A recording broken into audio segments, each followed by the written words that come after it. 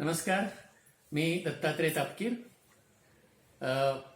आजच्या विषयाचं शीर्षक कसं वाटलं बघा बरं.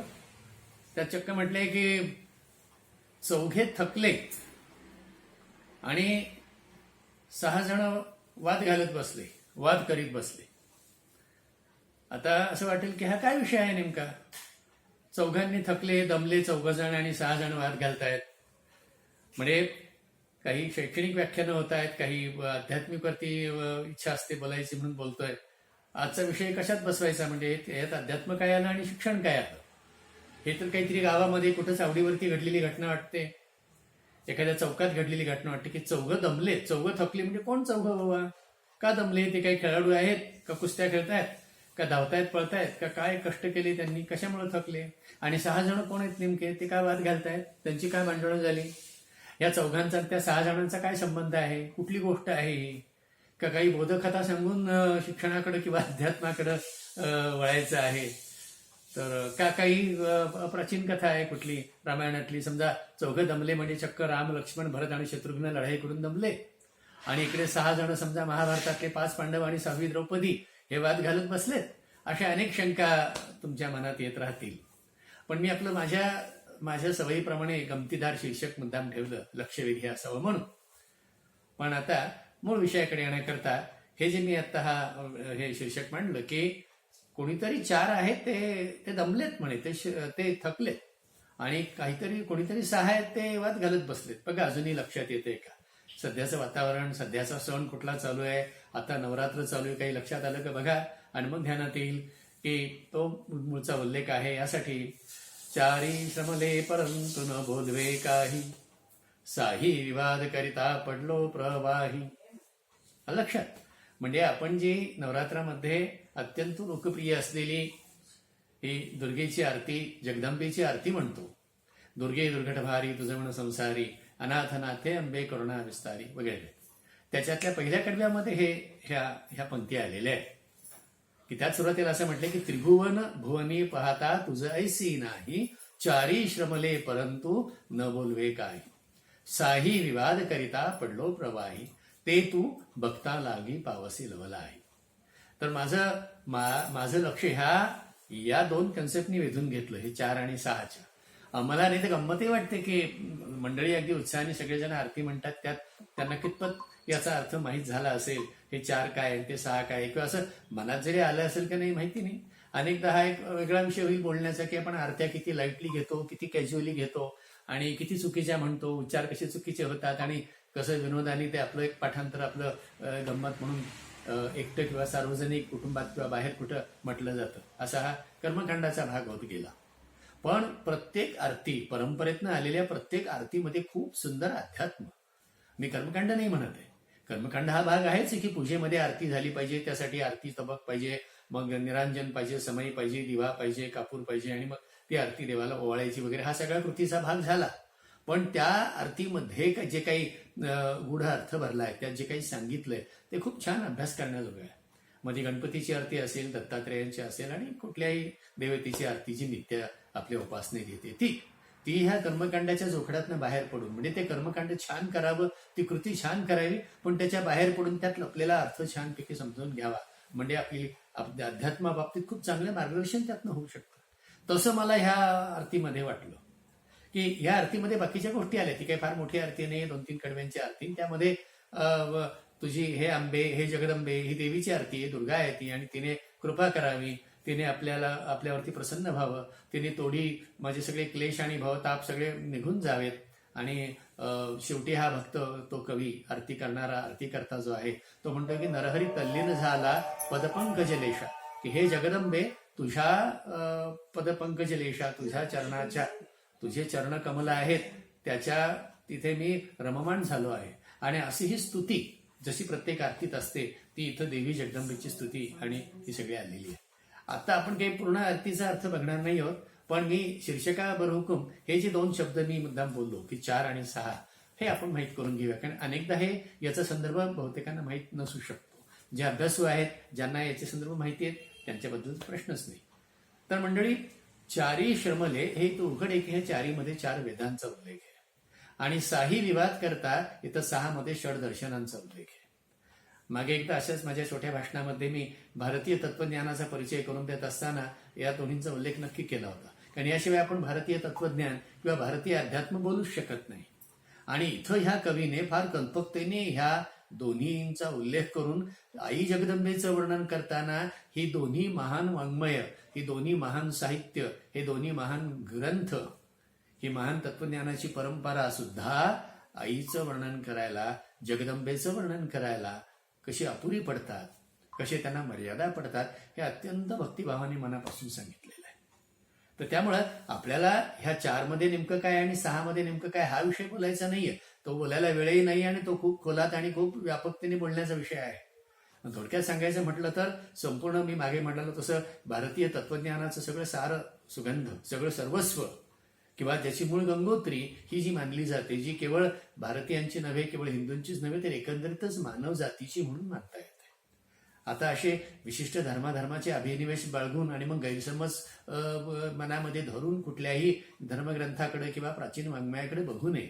नवीन अभ्यासकांनी मनापासून शोधावं की आपल्या पूर्वजांनी, आपल्या मानवांनी, आपल्या मानवजातीने कशा पद्धतीने जगाचा आणि आपल्या आंतरिक जगाचा शोध घेतलाय, कशा पद्धतीने विश्वाचा वेध घेतलाय बाहेर पसरलेल्या, आणि कशा पद्धतीने आपल्या अंतरंगामध्ये मनाच्या खोल खोल गाभाऱ्यात दडलेल्या अस्तित्वाचा शोध घेतलाय. आणि हा शोध घेत असताना सत्याचा शोध कसा घेत गेले, तो कसा मांडलाय, असं हे सगळं वेद, उपनिषद आणि या षडदर्शनामध्ये तुम्हाला दिसून येईल.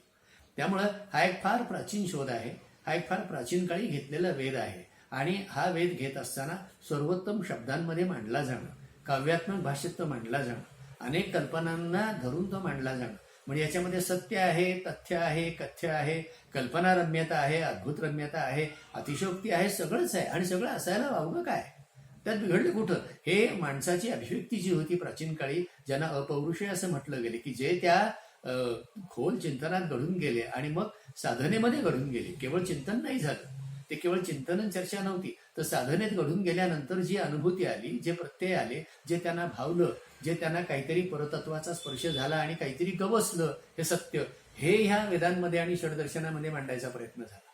आणि इथं आपल्या दुर्गादेवीच्या आरतीमध्ये असं स्पष्ट म्हटलं गेले की हे चारीही सुद्धा थकले, दमले, किंवा नेती नेती असं एक म्हटलं जातं. नेती, हे नव्हे, ते नव्हे, न इति न इति, असं स्वरूप त्या परमेश्वराचं.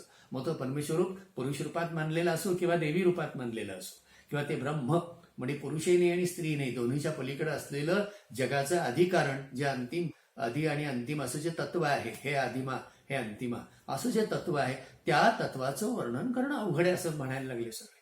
म्हणजे अनिर्वचनीय असं त्याला शंकराचार्यांनी पण म्हटलं की हे अनिर्वचनीय आहे, हे वाचेमध्ये आणताय. यतो वाचो निवर्तन्ते अप्राप्त मनसा सर, जिथपर्यंत मनही पोचत नाही, वाणी पोचत नाही, असं काहीतरी ह्या अनुभूतीचा भाग.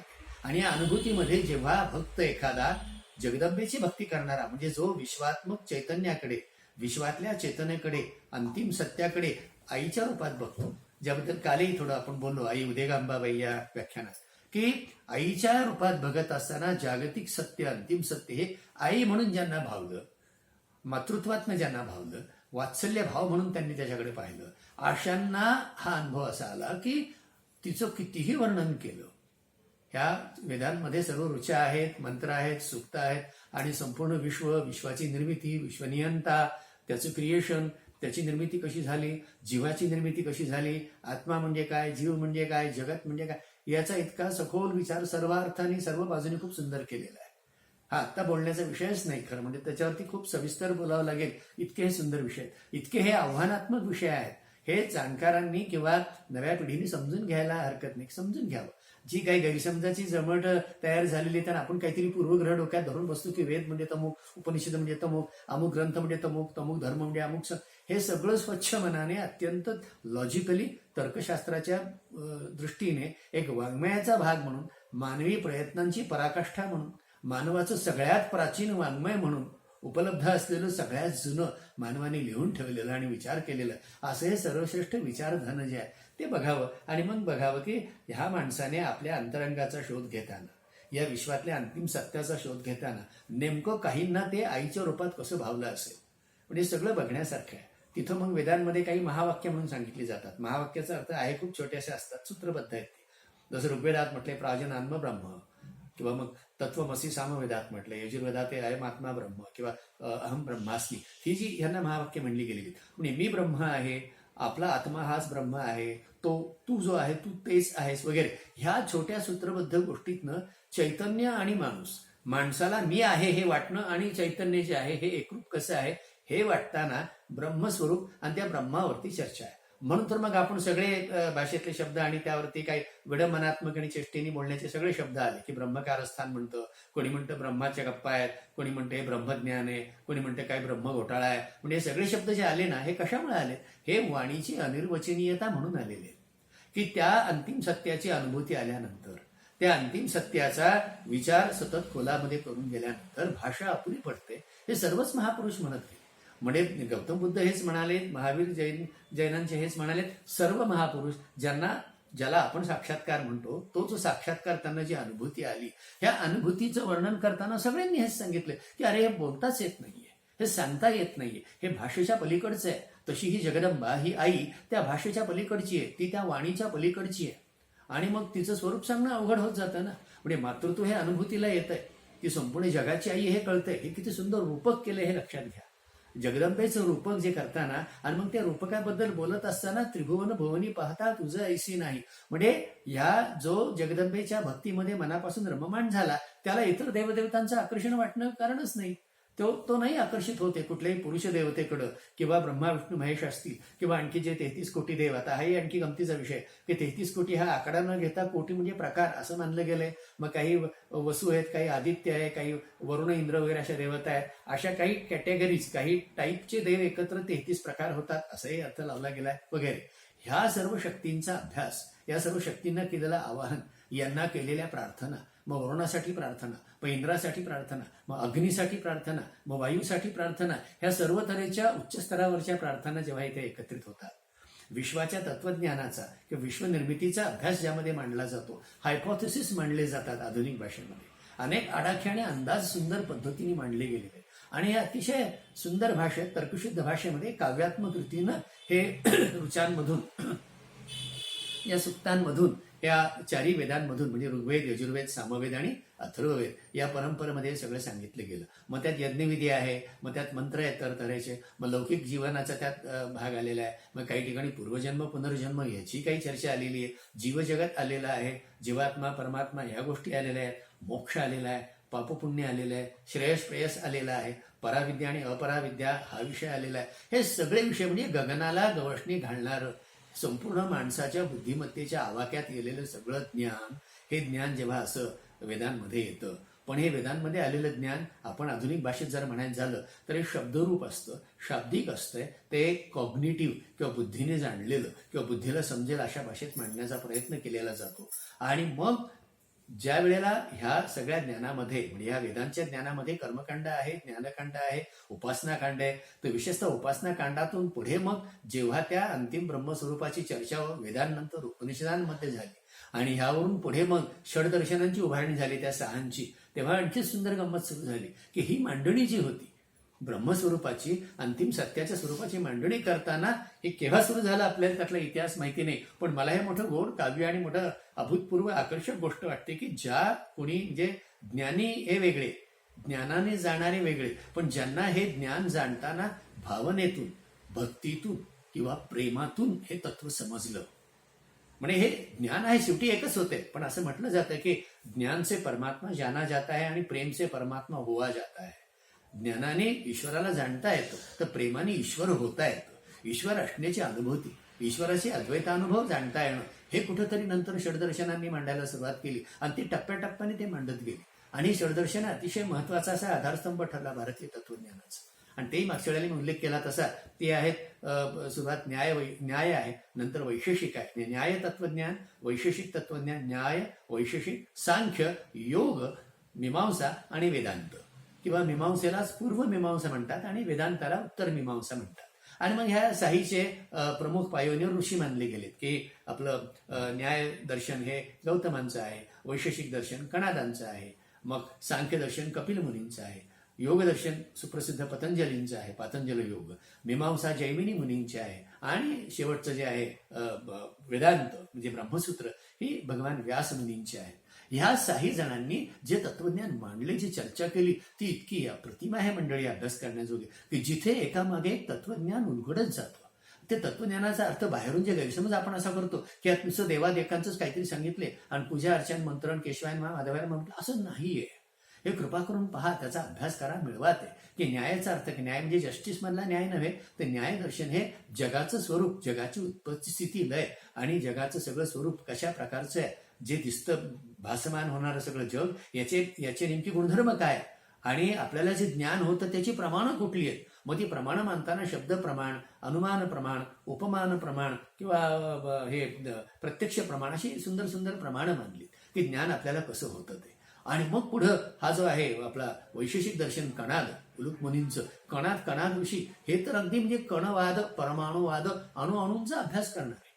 म्हणजे आत्ताच्या आधुनिक ॲटॉमिक फिजिक्सची आठवण येईल इतक्या सुंदर रीतीने विश्वाचा विचार मांडताना, पदार्थ मात्राचा विचार मांडताना, पदार्थांमधली स्थित्यंतर, पदार्थांची उत्पत्ती स्थिती लय, त्याचा शक्तीशी संबंध, हे इतकं छान मांडलंय की तुम्हाला असं वाटेल की आपण कुठलं तरी विज्ञानाचं किंवा रसायनशास्त्राचंच पुस्तक वाचतो की काय. आणि मग सांख्यामध्ये ती प्रकृती आणि पुरुष ही तत्व जी मांडली की पुरुष हे चेतना आहे मूळची आणि प्रकृती ही सगळी जडरूपातली सृष्टी की जी त्रिगुणात्मक असते, की जी सत्वरज तमांनी भरलेली आहे. ह्या सगळ्यामधून भक्ताला जगदंबा जाणवते. मग योगशास्त्र सुद्धा, मग योगामध्ये जे अत्यंत पॉप्युलर झालं, परिचित झाले सगळ्यांना, पतंजली मुनींचं योगशास्त्र, की ज्यामध्ये अष्टांग मार्ग सांगितलेत, यम, नियम, आसन, प्राणायाम, प्रत्याहार, धारणा, ध्यान आणि समाधी. हा अत्यंत तर्कशुद्ध सुरेख ऍक्शन प्लॅन, एक कृती कार्यक्रम पतंजलींनी देऊन ठेवला योगाचा. या योगामध्ये सुद्धा ही सर्व जी दर्शने आता सांगतोय मी, योग आणि पुढे उरलेलं मीमांसा आणि वेदांत, या सगळ्यामध्ये चर्चा जर पाहिली ना एकंदरीत, तर ती जगाचं स्वरूप, माणसाचं स्वरूप, जगाचा माणसाचा संबंध, आपले कर्म, कर्माचे होणारे परिणाम, हे इतके सुंदर रीतीने मांडलेलं आहे. मग त्यात पंचमहाभूत आली, त्यात पदार्थांच्या मधली स्थित्यंतर आली, पदार्थांच्या मध्ये परिवर्तन आली, त्यांचे गुणधर्म आलेले. पण किती तऱ्हेने हा अभ्यास केला जातो हे मोठं बघण्यासारखं आहे. यातली काही दर्शनं, म्हणजे ही षडदर्शनं सुद्धा काही वेदांना प्रमाण मानतात, काही मानत नाहीत, तर काही ईश्वराला मानतात, ती सईश्वर आहेत, तर काही निरीश्वर दर्शनं आहेत. हे इतकं बघण्यासारखं आहे ना, मजेदार. त्याचं खूप सुंदर टेबल मांडून बघता येईल की 6 दर्शनं काय करतात. ह्याला वाद म्हणजे भांडण नाही म्हणायचं, हा जो वाद अत्यंत सुंदर, म्हणजे ते एक संवाद आहे परमेश्वराच्या स्वरूपाचा, म्हणजे जगदंबेच्या स्वरूपाचा एक सुंदर संवाद आहे. आणि हे म्हणताना असं म्हटलं जातं की जसं तीर्थे तीर्थे निर्मलम ब्रह्मवृंदा, म्हणजे त्या त्या तीर्थाच्या ठिकाणी, तीर्थक्षेत्राच्या ठिकाणी ब्रह्मवृंद एकत्र येतात, म्हणजे ज्ञानी माणसं एकत्र येतात. आणि मग वृंदे वृंदे तत्वचिंतानुवाद, ह्या ब्रह्मवृंदांच्या मध्ये तत्वचिंतानुवाद होतो. मग पुढे म्हटले की वादे वादे जायते तत्वबोधा, त्यातून तत्वाचा बोध होतो. आणि शेवटी म्हटलंय की बोधे बोधे भासते चंद्रचूडा, ह्या बोधामधून मग कोणाचं प्रत्यय येतो, चंद्रचूड म्हणजे शंकर, म्हणजे परमेश्वर, म्हणजे ब्रह्म, म्हणजे अंतिम सत्य, त्याचा साक्षात्कार होतो. म्हणजे ज्ञानी माणसं विशिष्ट ठिकाणी एकत्र जमतात, सुंदर चर्चा करतात, त्यालाच वाद असं म्हणायचं. तत्वज्ञानाचा तो वाद असतोच, तर काही भांडण नसतं, तर एक डायलॉग असतो आपापसातला, आणि त्याच्यातून तत्वाचा बोध होतो आणि तत्वातून सत्याचा साक्षात्कार होतो. हे सगळं करताना हे वाद घालत बसले. हे वाद ह्या अर्थाने म्हणजे संवाद चाललाय, नाही असं नाही. म्हणजे चारी वेद जो प्रयत्न करतात त्या सत्याचा शोध घेण्याचा, तोच वेद हे 6 दर्शनं पण घेत आहेत. आणि हे करताना अंतिम सत्याला हा भक्त, हा आरती तयार करणारा भक्त, हे नरहरी महाराज हे काय म्हणतात की चारी श्रमले, हे चारी दमून गेले. मग तुकोबांची आठवण आपल्याला होऊ शकते की वेदांचा तो अर्थ मासीचं ठावा आणि कासी व्यर्थ भार माथा. त्यामुळे फक्त वेदांचं पठन करणं किंवा पाठांतर करणं किंवा त्याच्या केवळ इंटेलेक्च्युअल जिम्नॅस्टिक्समध्ये, हे केवळ त्या काठ्यालाठ्या खेळत बसणं तर्कांच्या आणि फक्त शब्दांच्या जंजाळामध्ये नामरूपा नाही मिळ, अवघा वाचेचा गोंधळ, अशी अवस्था व्हायला सुरुवात होते. आणि मग जगदंबा तिथून दिसत नाही ती. मग या जगदंबेचं स्वरूप जाणण्याकरता भक्त असं म्हणतात की ज्ञानाने तो परमात्मा जाणता येतो, कर्माने जाणता येतो, योगशास्त्राच्या सर्व टप्प्यांनी जाणता येतो, मंत्रातनं जाणता येतो, जपातनं जाणता येतो. पण सगळ्यात शॉर्टकट, सगळ्यात महत्वाचा, सगळ्यात उत्कट आणि अत्यंत अप्रतिम सुंदर असा, सौंदर्याच्या मूल्याने भरून गेलेला, भिजून गेलेला असा कुठला आहे की ज्यामध्ये आनंदच आनंद आहे, ज्यामध्ये रुक्षता नाही, ज्या आध्यात्मिक मार्गामध्ये रुक्षता अजिबात नाही, जिथं निराशेला वाव नाही, जिथं प्रेम आहे, जिथं त्याग आहे, जिथं समर्पण आहे, जिथं सोडून दिले. हे टेक्निक आहे, लक्षात घ्या मंडळी. आधुनिक भाषेमध्ये स्ट्रॅटेजी आहे. तुम्ही वैश्विक सत्याला कशा रीतीनं डील व्हाल, त्याला तुमच्या रेंजमध्ये कसं आणाल, त्यासाठी ही स्ट्रॅटेजी आहे. आणि ह्या स्ट्रॅटेजीमध्ये भक्ती सगळ्यात श्रेष्ठ मानली गेली, कारण ती अत्यंत जवळकीने हृदयाला हृदय जोडलं जातं. आणि ते तू भक्ता लागी पावसी लवल आहे, म्हणजे चारी जरी दमले तिचं वर्णन करून देवीचं, आणि साई त्या विवादामध्ये त्या प्रवाहात पडून गेलेत, वाहत चाललेत, पण ते मात्र तू हे जगदंबा भक्तीला डायरेक्ट इंटरप्रिट होते, भक्तीला डायरेक्ट तू साक्षात होते, प्रत्यक्षात तिचा अनुभूती तिथे. म्हणून ते तू भक्तांनाही पावसी लवल आहे असं म्हटलेलं आहे. तर त्यामुळं विषय खरंच व्यापक आहे, पण मला ह्या 2 शब्दांनी मला आकर्षित केलं देवीची आरती ऐकत असताना आणि म्हणत असताना, की चारी शमले परंतु न बोलवे काही, साही विवाद करिता पडलो प्रवाही, ते तू भक्ता लागी पावसी लवल आहे. म्हणून आपण जे जे काही ज्ञान मिळवतोय, मी आता 4 वेद आणि 6 दर्शने प्रतीक समजा, मी तर असा अर्थ लावेल की तुम्ही परमेश्वराच्या शोधासाठी किंवा तुमचं जे काही तथाकथित ज्याला तुम्ही अध्यात्म म्हणतात त्यासाठी तुमचा जो शोध चाललाय, त्याकरता तुम्ही खूप काही वाचत असाल, खूप काही चर्चा करत असाल, खूप वाद घालत असाल, खूप संशयांच्या घेऱ्यात पडत असाल, खूप प्रश्नोत्तरण चर्चा करत बसत असाल. हा सगळा बुद्धीचा प्रचंड खेळ चालला असताना हे आर्थिकले शब्द लक्षात ठेवा, की वेद 4 काय 4,000 असले आणि 6 शास्त्र काय ती 6 लाख असली, तरी सुद्धा ह्याच्या पलीकडे छलांग ज्याला म्हणतात, एक जंप म्हणतात आध्यात्मिक साधनेची, जी प्रेमातून आणि भक्तीतून साध्य होते. आणि ती आई जगदंबेला शरणागती घेऊन तिचं पुत्र होण्यामध्ये, तिचं बालक होण्यामध्ये जो प्रचंड आनंद दडलाय, तो आपण या नवरात्रात शिकला पाहिजे. आणि मग ते तू पावसी भक्तांना घे, तू पटकन भक्तांना पावतेस, याचा अर्थ आपल्याला लक्षात येईल. हा अर्थ तुमच्या नक्कीच लक्षात येणार अशी मी आशा करून आपली रजा घेतो. धन्यवाद.